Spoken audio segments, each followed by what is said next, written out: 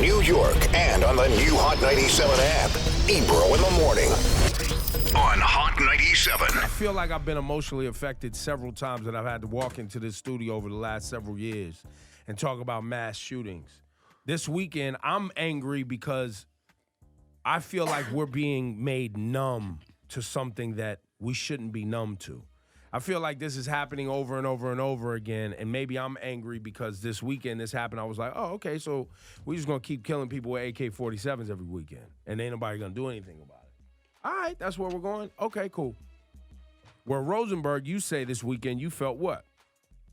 I felt more impacted by this weekend than I have in the previous ones, which I have gotten numb to, which is crazy.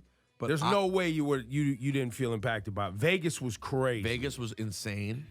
Then time I passed. came on the radio and cried over the shooting of black people in a church in South Carolina. I was crying. I was like, wow, we can't even pray in a church. Then the synagogue situation happened in Pittsburgh. No, all of them were impactful in different ways. But I felt, and I don't know how our audience felt, that from like a personal, emotional standpoint, I was like, I feel a little scared. I feel like this is truly never going to stop.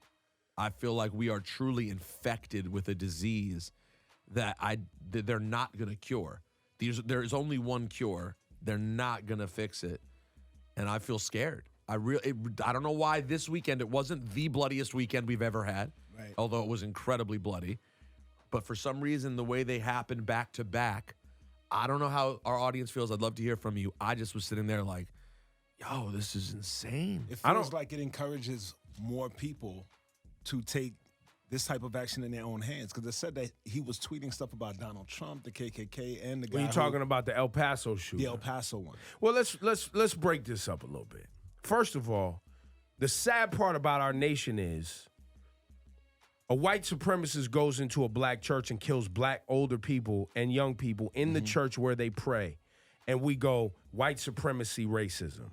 It happens in a synagogue, more white supremacy racism, okay? It happens at a food festival, right? And we're like, wait a minute. It happens at a Walmart. Whoa, whoa, whoa, whoa. I have a problem that we're almost accustomed to and used to white supremacy attacking, or even the Orlando shooting where the shooter went in there specifically to kill gay people. Yeah. We're accustomed to that conflict in this nation, which is sick.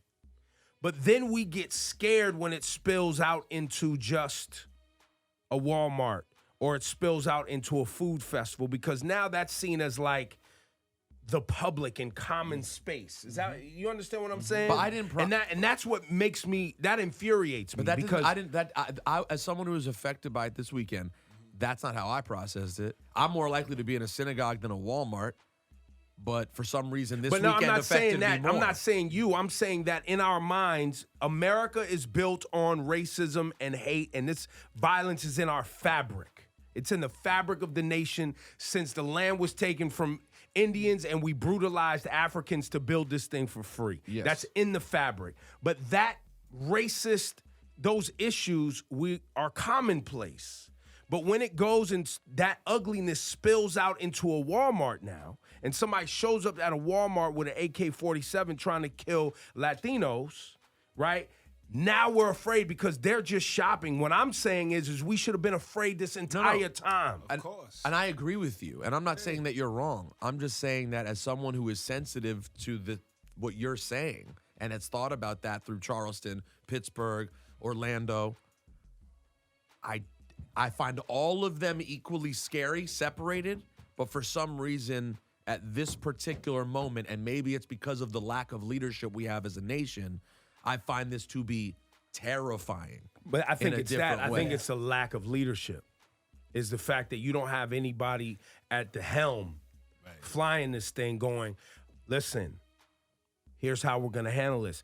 And maybe one day we'll look back at this moment as the gift because we don't have somebody responsible.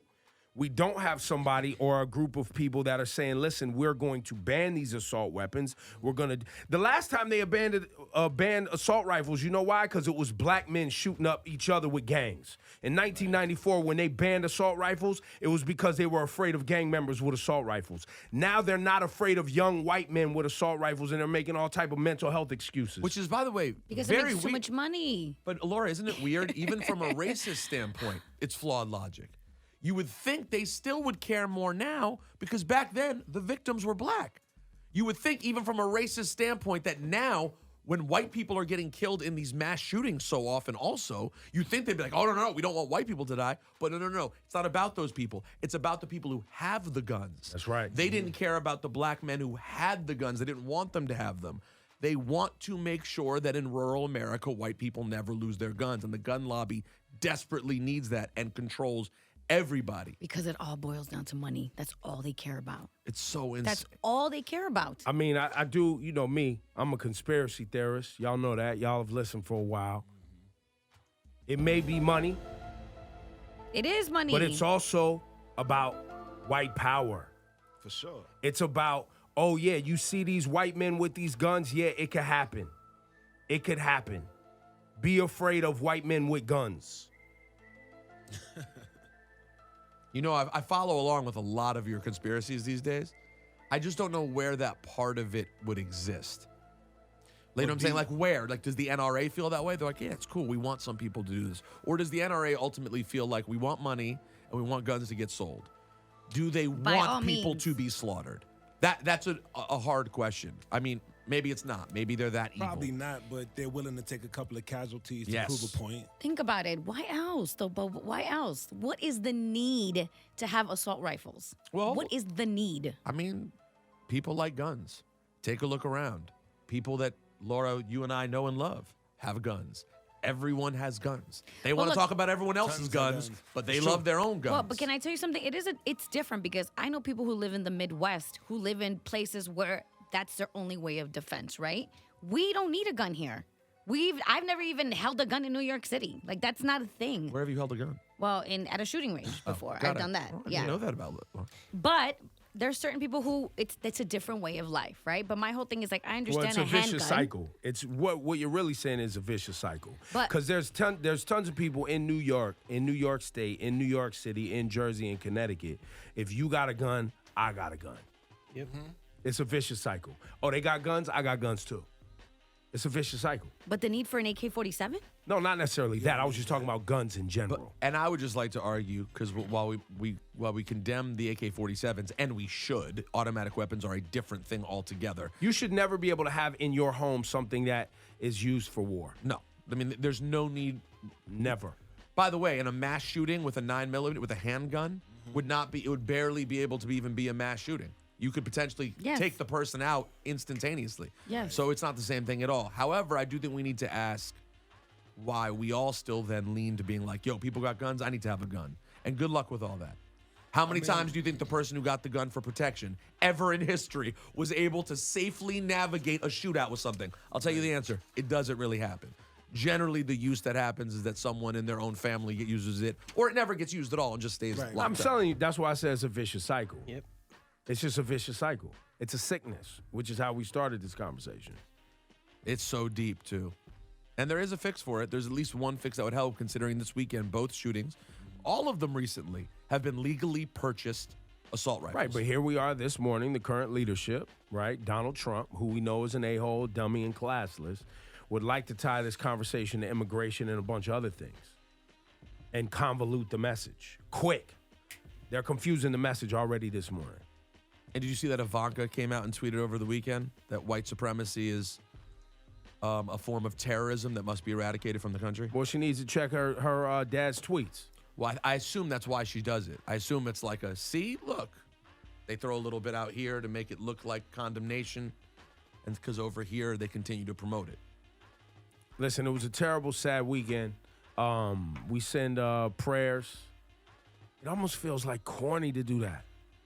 Isn't that sad? Because we're tired. It feels corny to go, our prayers are with you. Because it's like, fam, fix it, man. These people didn't have to die. There's no action. And if America's not going to deal with this issue of white supremacy and terrorism and domestic terrorism, so quick to label people who are born here who are of a different complexion and of a different belief system terrorists. Quick. Black Lives Matter. Muslims, no problem. Terrorists, easy. Immigrants, terrorists, no problem. But these 20-year-old white kids, white males who were born in this nation are terrorizing black and brown people. They're terrorizing everybody. Dudes like this, they're straight terrorists.